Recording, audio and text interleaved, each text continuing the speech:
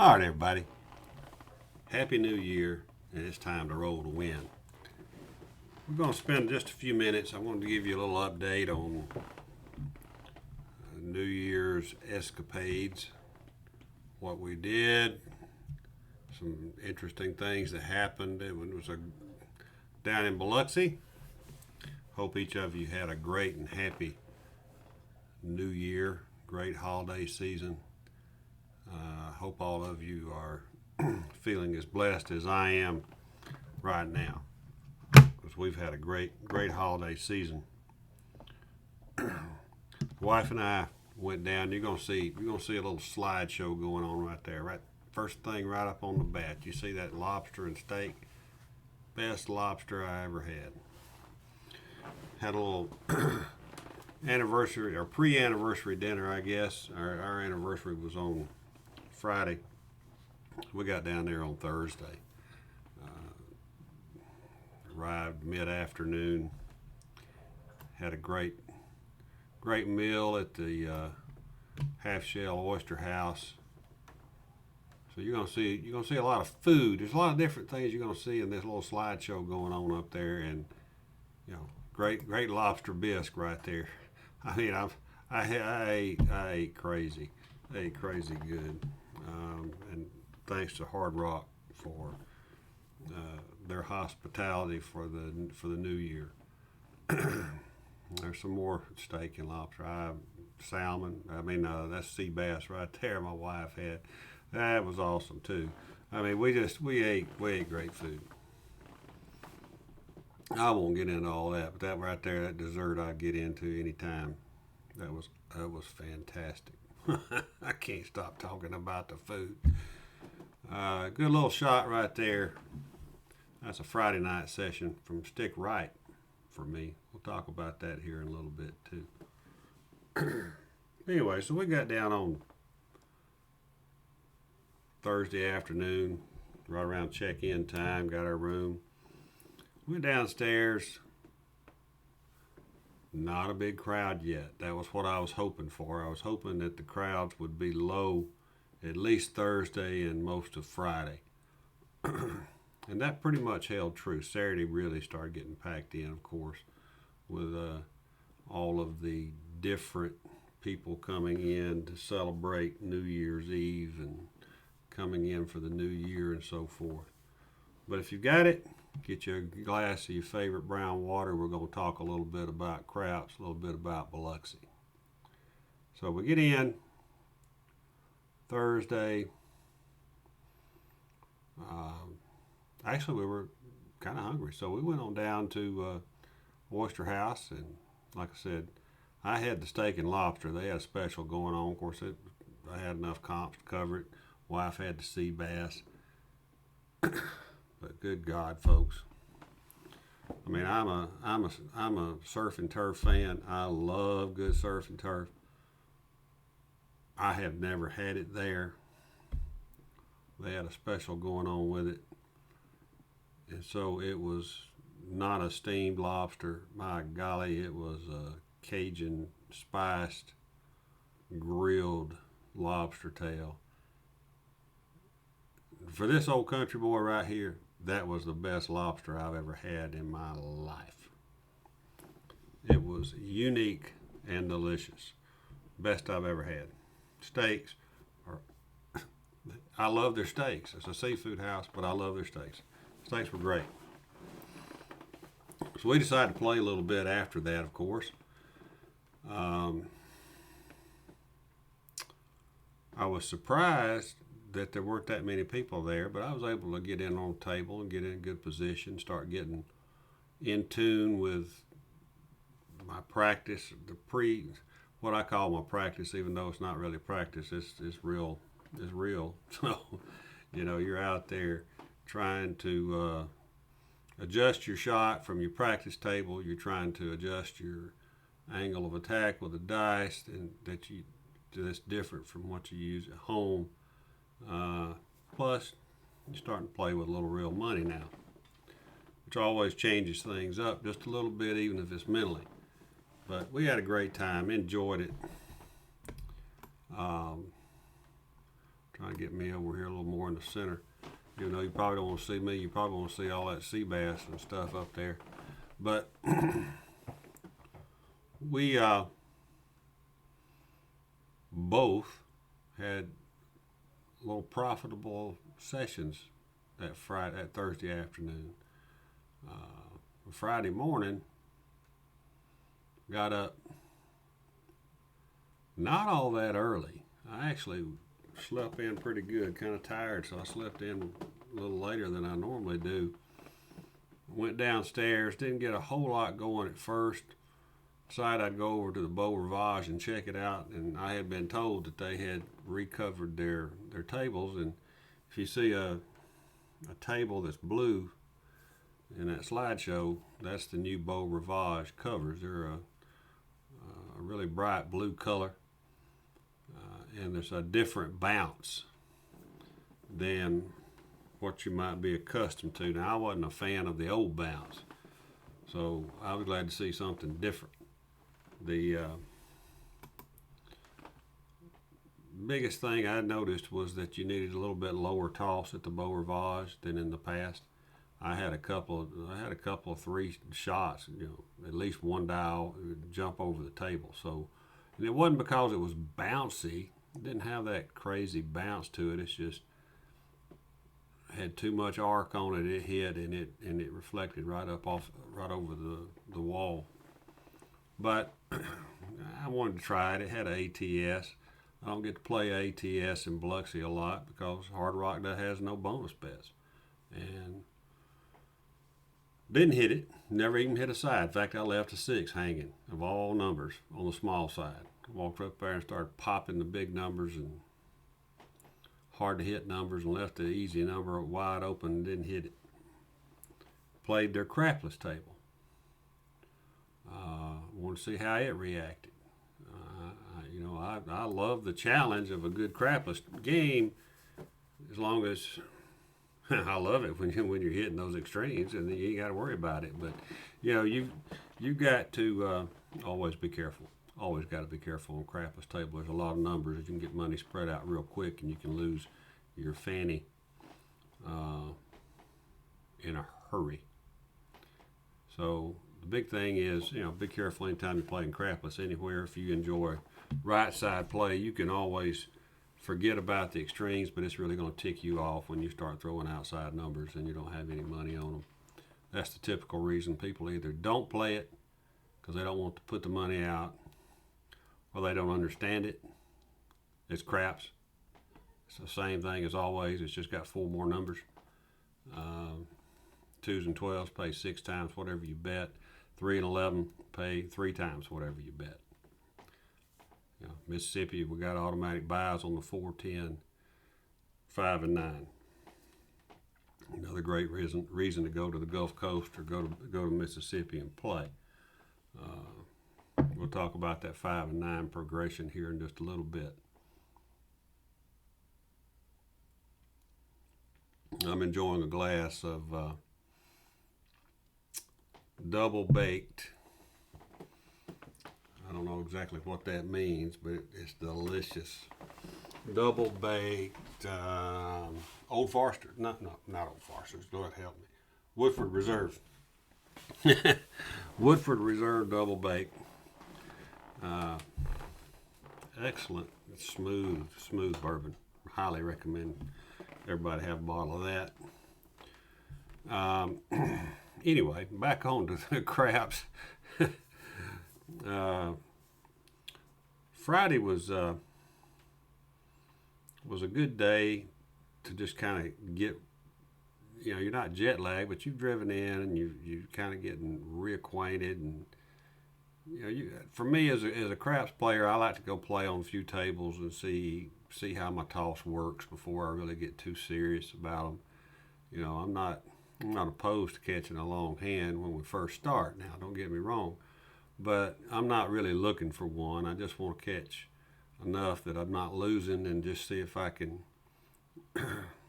find a way to maybe take advantage of my toss on particular tables. That's what I look for. A lot of you don't practice influencing the dice. A lot of you don't even believe in it. Quite frankly, I don't give a flip. It's like Louis Grizzard said a long time ago, famous Southern author, when he was asked if he believed in infant baptism. His response was, not only do I believe in it, I've seen it. And that's the way I feel about dice influence. Not only do I believe in it, I've seen it. So, if you don't like it, you don't like it. I don't even care. All right. Anyway. Everybody can't do it. And nobody can do it all the time. It's that simple. Get off my high horse here for a moment. Step down, get down. Get down on the ground, Ed. All right, so you want to play in Biloxi, you got to play the Hard Rock. There's no bonus bets, but they got great crews, fantastic crews. The only time they got a little antsy was New Year's Eve, and that was completely understandable. Tables are fair. It's a fair game. If you win, they congratulate you, and if they lose, they put your money in the bank. And that's all you can ask for as a craps player. The wonderful thing about Friday afternoon, we went down. That's when we had a great meal at Ruth's Chris, which is a big steakhouse.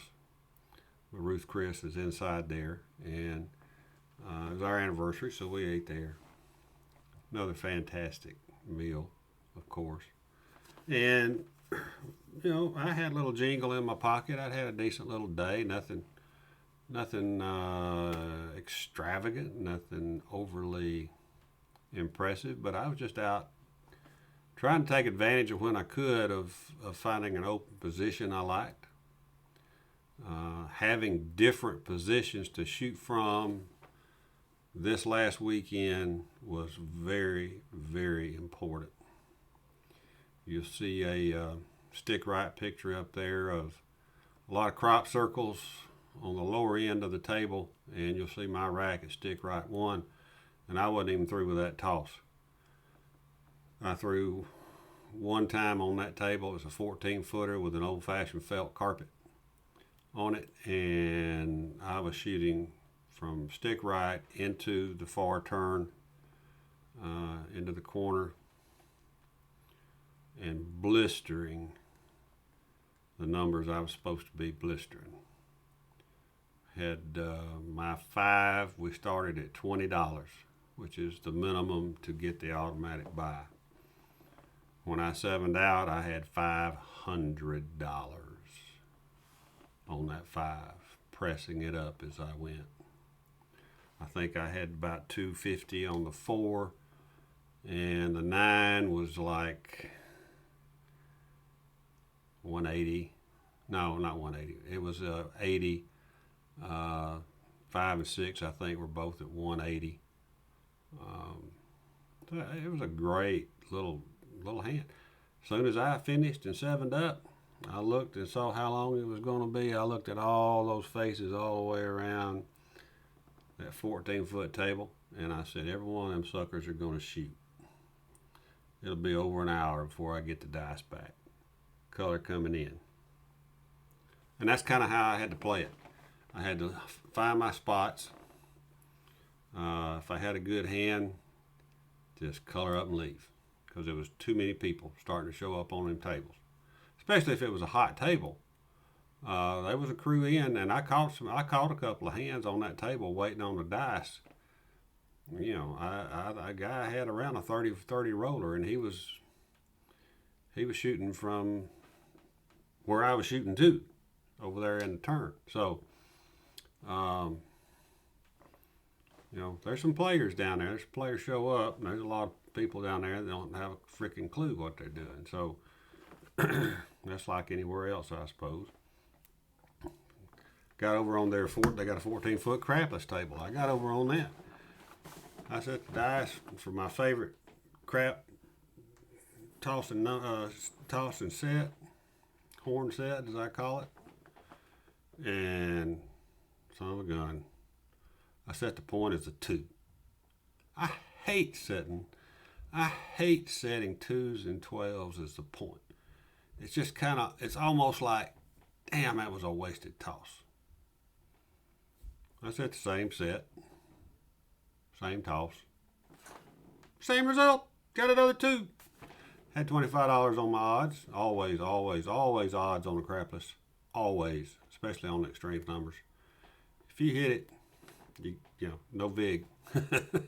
You got to do it. I wish I'd have put $200 on it. They got 10 times odds in Hard Rock. You could have gone to 250. I had a pretty good little session though. I had on that particular table early in there. I probably threw 3 or 4 times. Nobody else on the table hardly at all. And early in the session, I was hitting extreme numbers. And I've kind of got this little inbuilt, rule. If you're not hitting those extremes, at least one every toss, you need to get off the table. And that kind of happened. But while I'm standing there, my wife comes up and she's got a ticket. She'd gone, she'd been playing the slots. She goes, "Look what I got." I said, "Did you have to pay tax on that?" She went, "No, I just kind of built this up." I said, "Well, give me $500. She said, "Do you need it?" I said, "Well, it won't hurt for me to have it in my pocket in case I do need it." She said, "I'm going to call her up and go to the room." She's going to go cash out and go to the room. I said, "Well, bring me $500. I'll put it in my pocket." And so she did. I was proud for her to have won some money for a change on the slot machine. And to do it without getting a W2G is even better, as far as I'm concerned. It's probably most of y'all would be as well. So that's getting on. And I've taken a break. I've having a little bit of brown water here and there, going to the private lounge and having a drink, sitting down. Football games and stuff are on. I'm watching a few games. And then I left the table and I looked at my watch and it was about 11:30. And it's like, well, I think I'll take a stroll. I'm up. I think I'll take a stroll into the high limit room over there in the slot play and see what it looks like, see if there's anything I want to throw $100 at. I walked straight in. There's one machine standing there facing me. I said, "I think I'll play that." I put $100 in there, third spin, I hit it for $700 or $800. And so I immediately looked at where I was at on my credits versus what I had put in there, what I had won. I went, I'd play it till I get to right here, and then I'm cutting it off, so I'll have me about a $600 takeaway.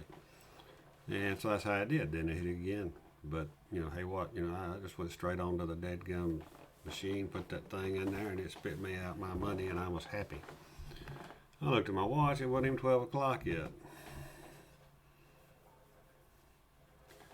I said, well, I think I'll just look around. I got another machine in there I like to play every once in a while, so I went in there and put $100 in it, and it sucked it right up like it was, like it was my wife playing. So, it just took it. But there was a guy next to me, and when I looked over at his machine, I thought he had hit something big. It had everything matching going across and all this kind of stuff. And I was like, "Oh, he's hit it big. I got to see what he's got." And he said, "No." He said, he said, "I'd already colored it or cashed it out. It was like a $450 hit or something." So I congratulated him. His wife was there, and he was sucking down beer pretty good, and he was a little on the tipsy side, and she might have been too. I don't know whether she was drinking beer or not, but I know he was, and Lord have mercy, he was kind of wobbly. So got talking to him, and he's like, "I already know how to play these slots." I said, "Well, you just figured it out pretty good, look like to me, dude. But I don't play them either. I'm a craps player, blah, blah, blah." And we got to talking. He said, "I got $100. I've been watching people play craps all day. Come show me how to play craps." I said, You want to learn how to play craps with $100? He said, yeah. I said, come on. I said, you're either going to win something or you're going to lose your $100. That's all I can tell you. He said, it's all right. I just won this. So, man, that's good bourbon. So I took him over to the table. It was a $25 table already on Friday night there. $25 minimum table. And I was watching the guy who was setting the dice and had a pretty tall, see, it was stick right one. He was throwing it down, straight down the table. And right-handed, though. He had a pretty toss. Using a 2V set. So I can relate to this. One place I could get in, though, was right there in the hook. Told the guy to get on straight out. And I started betting on that guy as soon as I saw his toss. Saw what numbers was getting pressed up. I went ahead and started playing. Was winning a little bit of money, and then the dummy that I'm trying to teach how to play. Rule number 1, don't put your money down when that puck says on. I left off rule number 2, which is keep your freaking hands out of the middle of the bowl when the dice are in the shooter's hands. Because about 7 or 8 tosses in, he's sitting down a field bet or some kind of crap. Hits the guy right in the wrist and set him out. It wasn't good. I was a little bit ticked. Shooter was really ticked. And I felt responsible because I had a brand new player trying to learn how to play, making a stupid rookie mistake.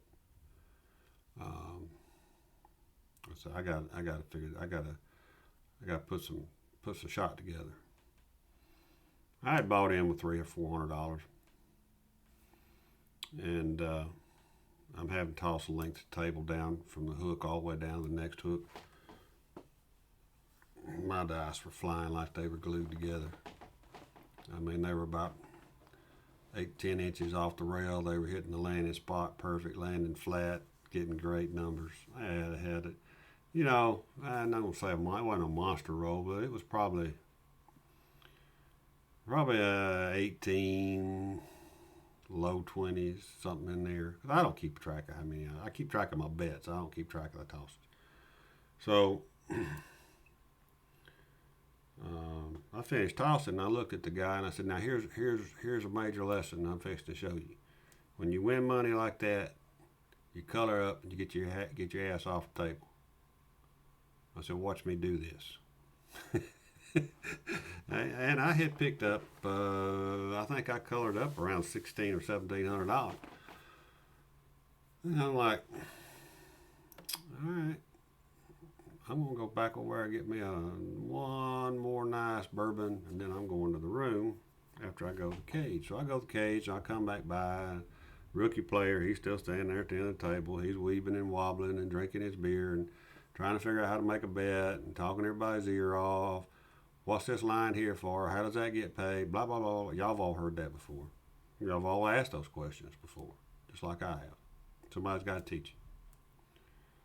Well, I went on to the bar and I come back. He's getting the die. He's decided he's going to be the shooter. And I'm like, oh boy, we got a virgin coming out there going to throw the dice. Well, y'all know how that goes. He gets on a run. I ain't betting. I didn't put my money in my pocket. I'm going to show this guy how to play his hand.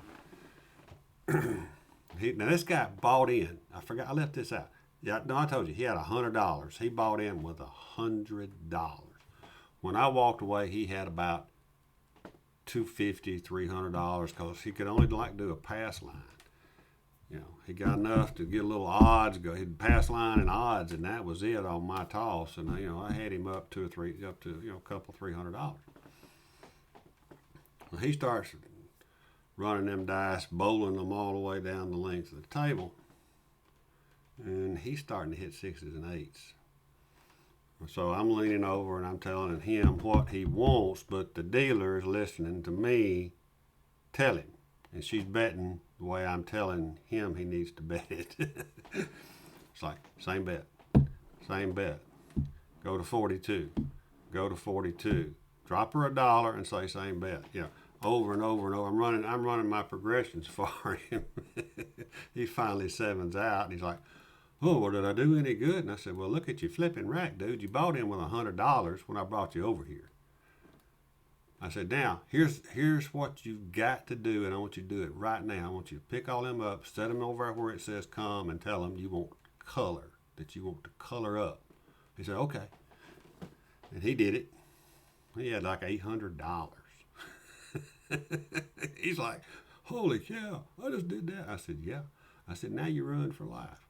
But you're learning the most important lesson, and that's to get off the table as soon as you've had a good win." He said, "What do I do now?" I said, "Well, when they give you all those color off these, the small chips to the big chips," I said, "you got to go to the cage, and you got to go get your $100 bills." And he says, "Okay, I can do that." I said, "Do you know where the cage is?" He said, "Yeah, it's right over there." And I said, "Yep, you go over there, you let them give you some money, you put that money in your pocket, and you get on the elevator and go to your room." He said, "All right, I'll see you tomorrow." I said, "Adios." I never saw him again. I'm not sure he ever woke up. He had so many beers in him. But Saturday, got up, had a nice lazy, sleepy morning again because I stayed up a little later than I intended, which I'm prone to do.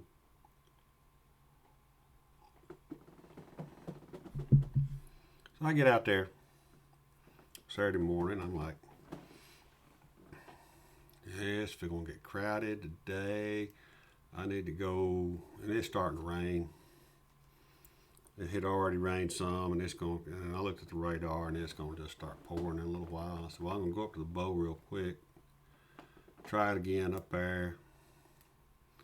Got up there, and I couldn't get, I don't know if it was because the weather was changing or whether because I didn't get enough sleep. I just didn't feel right. I just didn't feel like things were good. So I played real gingerly, and I lost gingerly. Up there at the bow, I just could never quite get it together. The rails are high. I don't know. I can come up with every excuse in the world for why it didn't work, but it didn't work. I didn't really care. I'm happy playing down there. If it's coming rain, I'm going to walk back down the hill before the rain comes anyway. And there's a lot of buzz going on New Year's Eve afternoon, as you know. I mean, people are starting to get going early, and it's a big time at a casino. And Hard Rock did a good show. I mean, they had a good live band going on during. Now, they were loud. They were really loud, especially if you were up close to them at a table. But they were good. They played a lot of tunes that an old man like me knew. And, I could wiggle, weave, and wob at the table while I'm waiting on the dice, and I was feeling fine with that. They were good. I enjoyed them. They put on a magnificent feast for us. I know the menu flows by up there somewhere. They had a great set menu for our New Year's Eve meal. We had our meal was at 6 o'clock. And they did a really good job of getting people in, getting them fed during a allotted kind of time frame, and then I guess next group come in. They had a party going on in a big dance hall at 10 o'clock. Never set foot in that place. I've been watching a lot of football.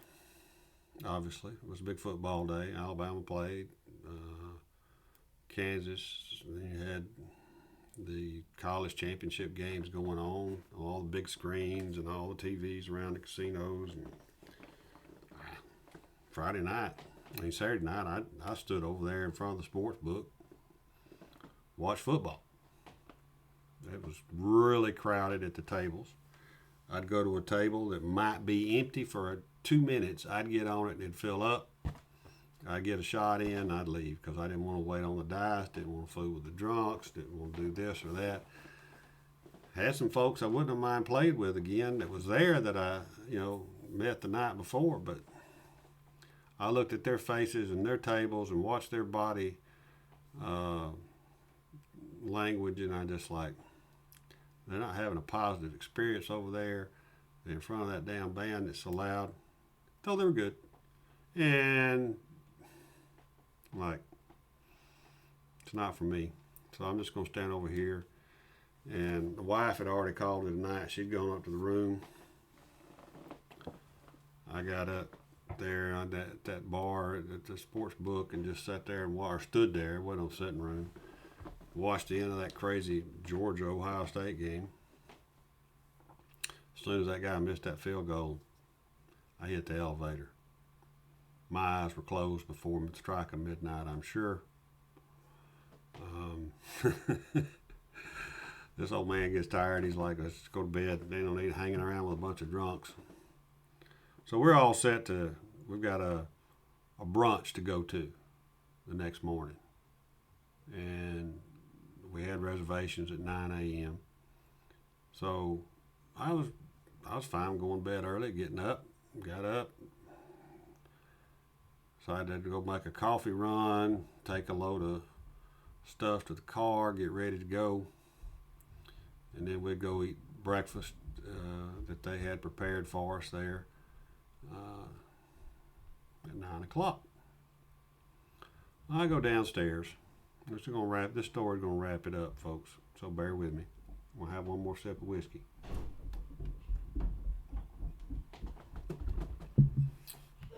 So go downstairs, and it's what you would expect. It's a ghost town. It is a ghost town in the middle of the desert out there. There's you couldn't round up 30 people probably on that casino floor at that time of the morning. Probably about between 7:30 and 8 o'clock. The old craps crew, they're standing there yawning, and their eyelids are drooping.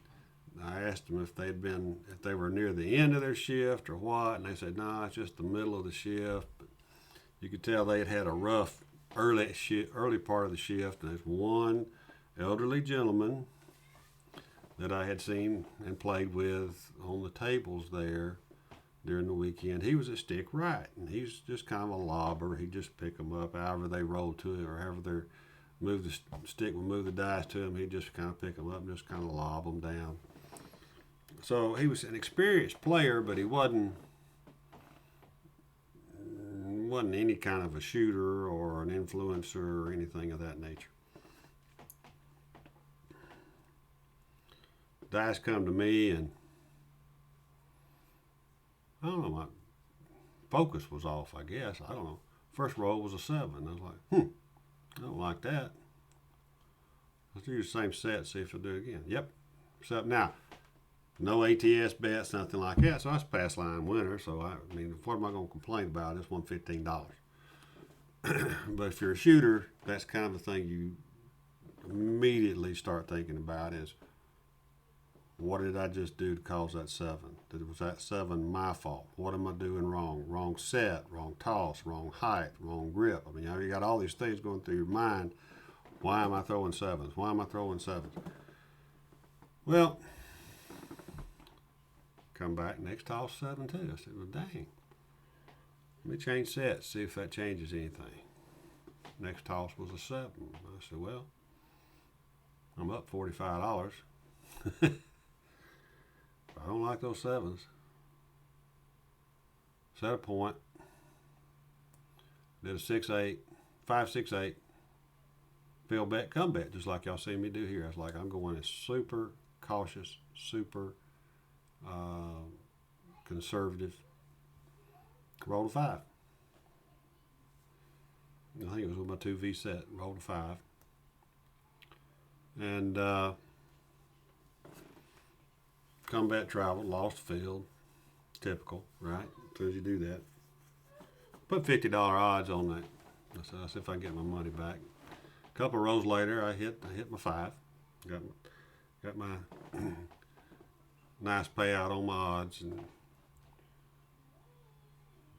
toss didn't roll on. I was something was off. I was almost scratching my head, just like I am right now, trying to figure out what the missing link was. What did I, if I'm am I awake? What's going on? Not that I have great throws all the time, but I'm like, this is kind of my routine. I try to figure out why I'm not hitting what I'm hitting or supposed to be hitting. Everybody's going to throw 7. Everybody's going to have short rolls. But dang it, I ain't supposed to throw 4 or 5 of them in a row. Felt like I was. Well, I didn't, but it felt like it. And I have before. So I got a grandkid out there screaming, sounds like, in the garage. He can scream all he wants to. He's coming off COVID. So,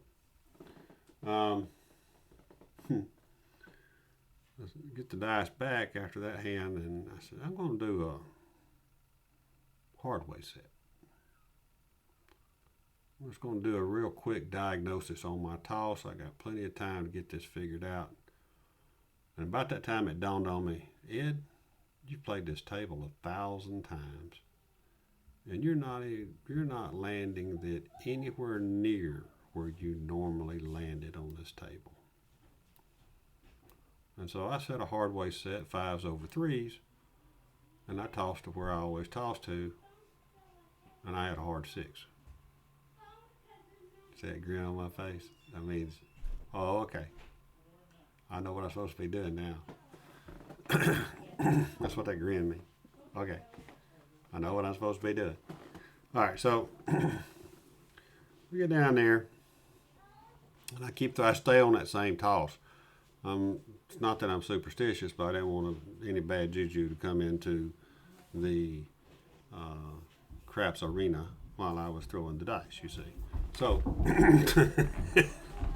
keeping the bad juju away, I stayed with the 5s over 3s just to see what they were going to hit.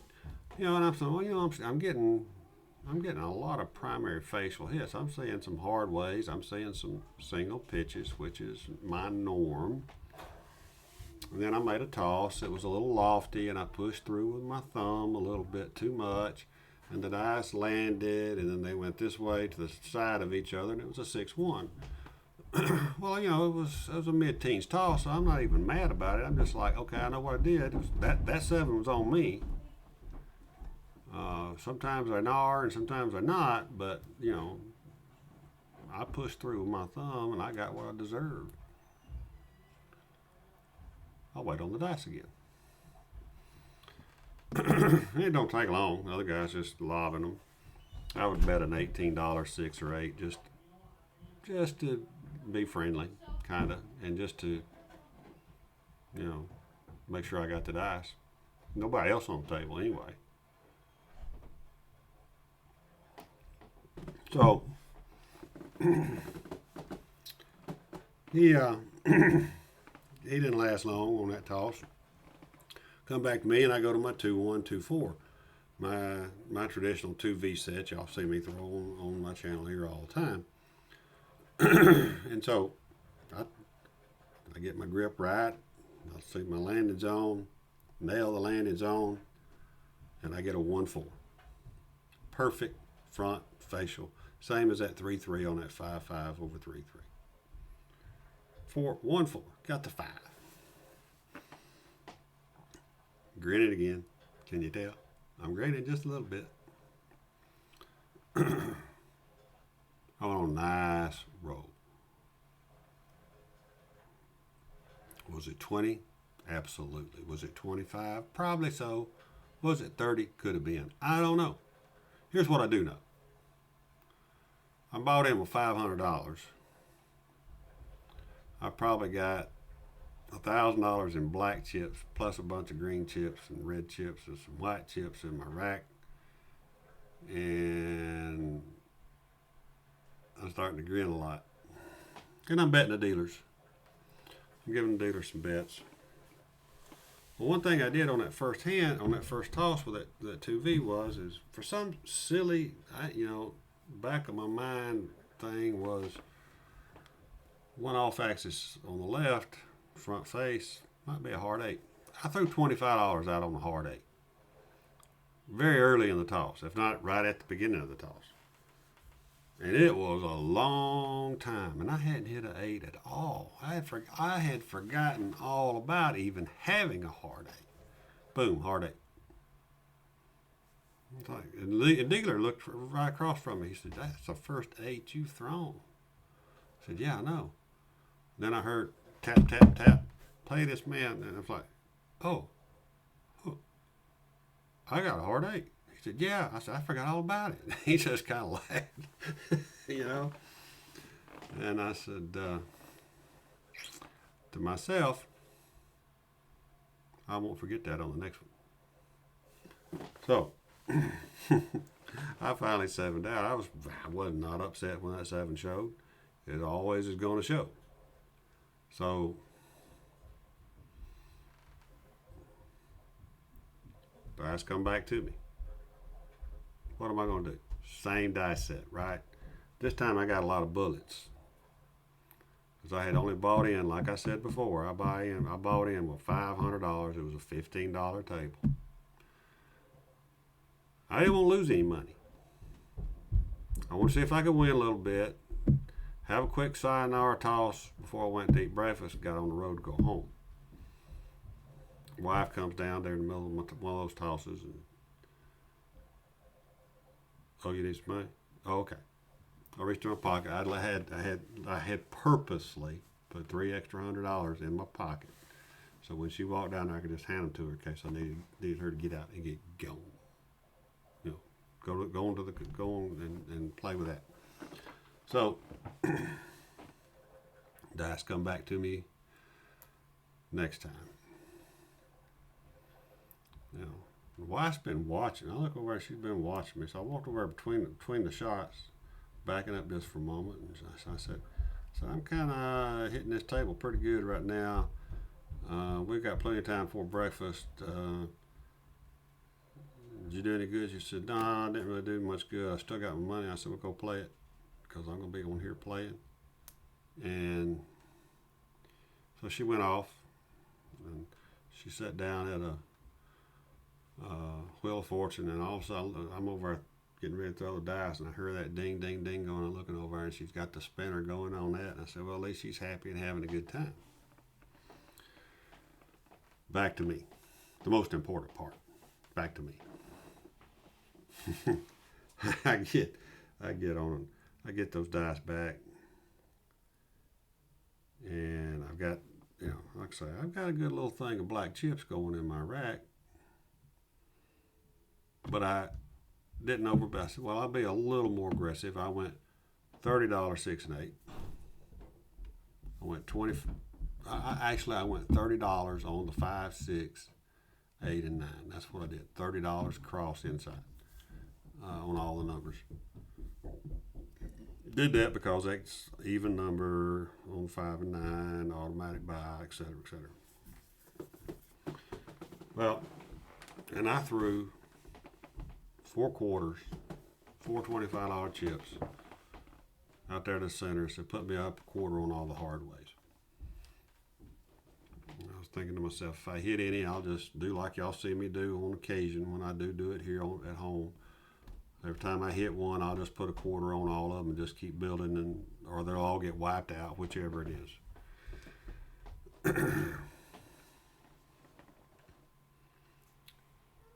I've gotten pretty stout on that 5. That 5 is just showing up a lot. So from 20, went to 36, from 36 straight to 80. On 80, I collect 116. Next time the 80 hits, I dropped $4 and went to 200. Me and the dealer had a little discussion because he said, "I've seen you do that before, and a lot of times that don't work too good." I said, "Yeah, but it works great when it does." And it worked good on the last time I threw it. On the last hand, he said, "Yeah, you hit a lot of 5s." I said, "Okay, I think I'm going to hit some more 5s, so let's go to 200. I was going to do 200 whether he liked it or not. 200. But, it's a good crew. They're giving me suggestions. I'm betting the crew. they got money on the hard ways, and if I hit one, I press theirs too, and I hit some. They've gotten hand-ins, spare change off bets. They've gotten $25 hand-ins off bets, and they got bets on the table. I mean, I'm keeping them people happy. They are no longer droopy-eyed. They are giving me high fives, fist bumps, clapping, applauding. And ladies and gentlemen, I kid you not, the stick man is reaching across the table, taking money off of the toke stack that's sitting in front of the box man, and he's using that to place bets for the dealers. You don't see that very often now, do you? He is literally taking money and he's pressing bets up. Instead of taking it all as winnings, he's taking it back off the toke stack, and he is pressing their bets too, playing my hand. That's what you want to see. We were having a blast. The dealers were ecstatic. I mean, they weren't yawning. They were up, and they were, like I said, they were giving me fist bumps and high fives. Way to go, Ed. Great shot, Ed. Points 8. I hit the point hard.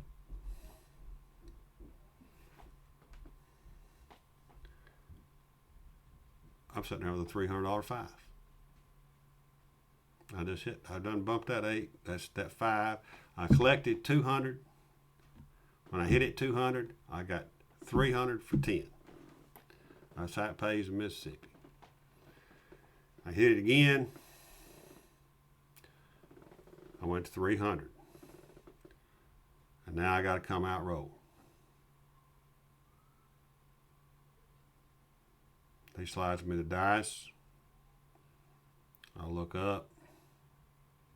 I pull two $25 chips out of my rack and said, hop the fives. Loaded up my dice, tossed them.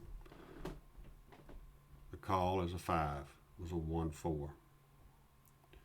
Hit that hot bet, 15 to 1 on that $25 bet. And of course, I didn't come off the hop. The hop's still up. I got $300 sitting on the place bet. I said, leave it up. I got a $15 pass line. I put $100 odds behind it. Threw my dice. Another 5. Another 1-4. That's 2 hot bets in a row, plus my place bet and my pass line bet, all in one shot. That's a money maker. Set a different number as a point. Hit it. Come back.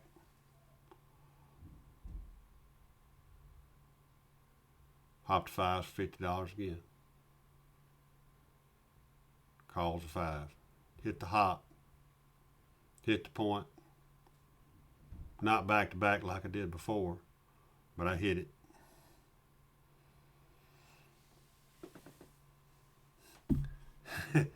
Because I'm setting it as the point, I'm not pressing it up. I mean, I'm making money on the hops. I mean, that 5 should be at $500 to $600, maybe $700 by this point. But because I'm making so much money when I hit it on the hops, I just racked it all instead of pressing on up. And the dealer says, you're not going to press? I said, I'm getting high in my pitch count, and I'm real content, you know, at $1,000 a throw here, basically. No, that wasn't that much. $375, $600 a throw. So I'm happy with that right now. Might press it up here in a minute, but right now I'm going to do that. Plus, I had my 6 was at 420, and I had just hit it, and I had a $250 pressure on the 4 and a $250 10 at this point. I had a measly $80 on the 9, and hardly anything on the 8. I wasn't hitting any 8s. Just when I did, it come up a hard way, which was okay because I was on it. So,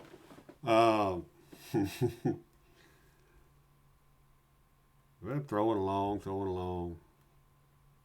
I had a hard 10. First hard 10 I'd thrown in a while. And I looked down there and I said, holy cow, I got $125 on there and dealers got 15. because I'd been doing nickels all the way around. So I don't even know how many hard ways I hit during the whole hand, but a lot. Because if the 10 had ever got knocked off, it had to got started back again.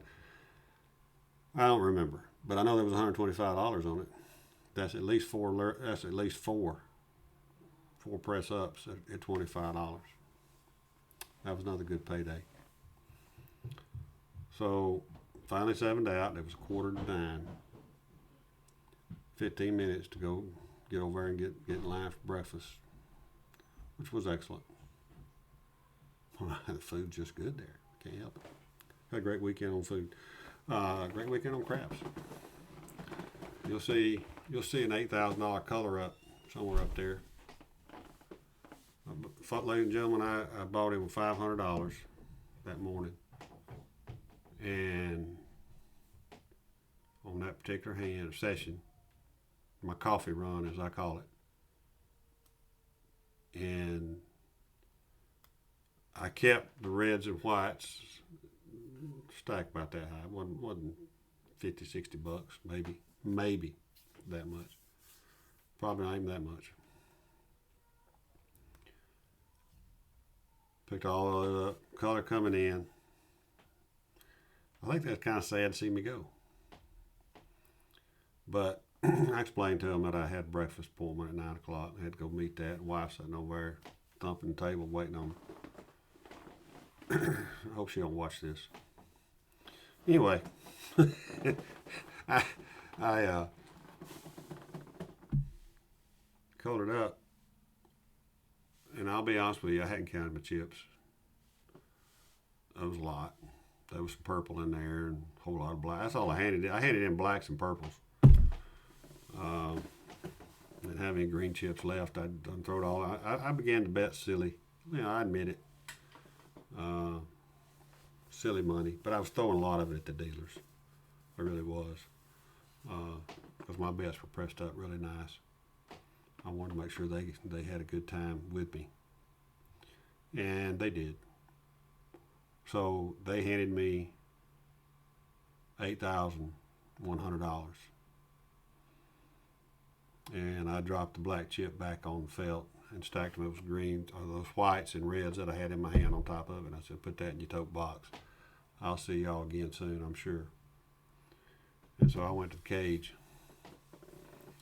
and got me 80 Franklins and put in my pocket.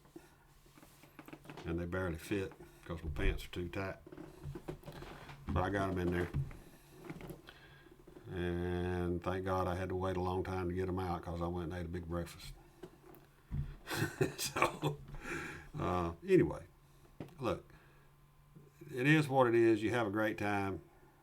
You're going to have good days. You're going to have bad days. I was most appreciative of Hard Rock there in Biloxi for the way they treated me and my wife and all the extras. There were lots of extras. I mean, I got in there on Friday night, and there was champagne and chocolate-covered strawberries in the room. One night came in, they had a wooden guitar. It looked like a cutting board to me, but what do I know? Some people call it something else. But it had a whole bunch of snack foods and stuff all wrapped up there with it and everything. It was just nice stuff. Just things that they gave us for being there on New Year's Eve, I suppose. Anyway, enjoyed it. I appreciate their efforts. Great host. Takes care of me. And appreciate everything they do. They are no way affiliated with this channel. I'm just giving them free publicity. Maybe that'll change someday. I doubt it. But we can dream. Anyway, y'all, I appreciate each and every one of y'all. I thank y'all for watching and subscribing. There's going to be a few things that I'm thinking about doing. I'll be honest with you. I've taken a lot of time off in December. I put one video out all December. I took some time off. I'm considering doing some membership levels. Haven't really fully made that decision yet, but I'm getting close. It's not going to be anything extravagant. It's a lot of time, it's a lot of effort to put these together, and Membership levels aren't going to take away from anything that I do on the channel, but I'm trying to create some added value for some of you who enjoy the channel or want to help support the channel. One of the things I'm considering doing, it'll be a top shelf package right off the liquor store cabinet. I'm thinking about doing classes online, like once per quarter if you're at the top shelf level. You know, $24.95 or something like that. Not an extravagant amount, but enough to pay for you to appreciate what you earn, what you get. You know, and I may not do it. Still don't know yet. May change my mind, but I'm thinking about it. If you don't like it or do like it, leave me a comment. I value everybody's opinion. I'm still gonna make my own mind up. Y'all know me well enough to know that.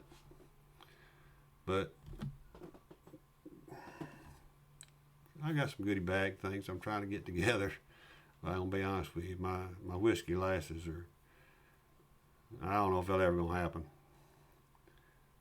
I hadn't been able to get my person to make the ones that I got. Plus, can't get the blanks anymore right now. The blanks have disappeared off the face of the earth, it looks like. So we'll see. But we do have a few other things. Got some arm bracelets. Got my Mississippi Press on the inside of it. So things like that, just tokens of appreciation that we're going to be using, giving out during the year. Going to have a meetup. I'm looking at some dates. I'm working with a host, independent host first. Try to get us some venues that I'd like. And if he doesn't do that, then we'll just put something together in Biloxi. Those are things members can do, I guess, right? So anyway, I appreciate y'all. I hope all of you had a great, happy New Year. Please have a safe, wealthy, and prosperous New Year. And my wish for each and every one of you is long hands and hard ways on all your sessions. I guess that wraps up that first trip report for 2023. Practice like you play, everybody. Play like you practice. That way. Which way? This way. That way.